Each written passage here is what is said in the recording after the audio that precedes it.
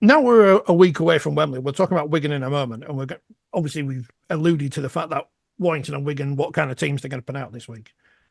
At this point, James, do those who will be working at Wembley know, or are you building up to this week thinking I've got to do my best to get that gig?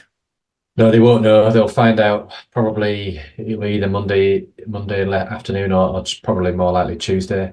In terms of the match officials, yeah. So the match officials will be going into this next weekend, making sure that they're performing to the best of their ability to be in the frame to be selected. But I mean, given that the two semi-finals were refereed by Liam Moore and Chris Kendall, you'd have to suggest that it'd be one of those two referees that would referee the final, barring two disastrous performances this coming weekend. So yeah, it's very much a case of wanting to come through this coming weekend as well as you possibly can do. You can't go into the game this weekend thinking, "Oh, I can't make any mistakes." That's going to put you on edge, isn't it? No, I mean, in days gone by, they used to send us I think it was the 2008 Challenge Cup final that I was sent with the touch judge that we were selected the week before. And we were sent to Whitehaven to officiate Whitehaven against whoever it was, and it was just utter chaos. The referee on that occasion decided to cause mayhem in order to keep the teams in line the following week at Wembley. So those days are long gone, and also the days where you can actually referee a game in Super League and not be on TV are gone. So there is no hiding place. There is no hiding place at all. So whoever's selected this weekend have got to make sure that they perform, and that's the same week in, week out. In fairness, but yeah, it doesn't really come into your reckoning. I think it just gives you an extra focus. Good job they don't do that in podcasting, I think, because we'd all have been sad. Well, I would have been years ago. I'm still here because I'm the only one who knows how to work it. Just on match officiating selection, when it comes to the Women's Challenge Cup final and even the 1895. Is there a temptation, do you think, sometimes by those who are making the appointments to give it a big name rather than an official who's officiated in that competition for the season and perhaps would understand the tactics and the players better? It's a perennial debate. I mean, another year I did the Challenge Cup final. Me and Liam Moore did two semi-finals in the men's competition. I was selected to referee the final and the men's final, and Liam was selected to referee the 1895, and it's very much been whoever misses out on the semi in terms of the men's final gets the 1895. And I can see the arguments both ways. It rewards those referees if you're selected because you referee in that competition to referee that major final. But equally, if you're a team in that competition, you probably want the best official on that game to referee that game with the most experience. And so I think ultimately that's where the match officials sort of heads have fallen down, really. So I suspect that will remain. Whoever probably misses out on the men's Challenge Cup final will probably end up refereeing the 1895.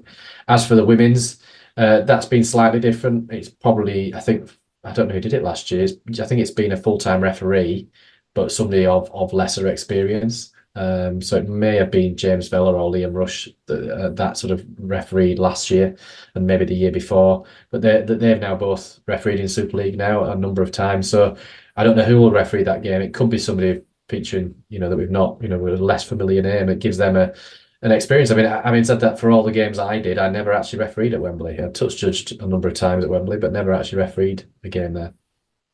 I think, and I may be wrong, Phil, because you were there and I was watching at home. The referee in the Saints Leeds game, the women's game, he didn't go to the video referee once, did he? No, I'm not. What's more, his name wasn't on the team sheet, and nobody knew who he was. Which again tells you that sometimes it's better not knowing who the match official is, rather than. Yeah, I'd say somebody like Aaron Belafonte, who I've seen refereeing quite a lot of the women's games over the last maybe couple of years, seems to be making his way in the officiating ranks. I think deserving of somebody who perhaps is learning their trade in that competition. I think it'd be great for them to have that experience of refereeing at the National Stadium. Interestingly, on the Five Live podcast, sorry for plugging another podcast, Phil Bentham was on that podcast in the last week or so, and listened to his comments about the women's competition, suggesting that I think really following the football model, that if you're a football referee, you select which competition you officiate in. But I think in the longer term, you're probably going to look to select a group of officials that will just officiate in the women's competition.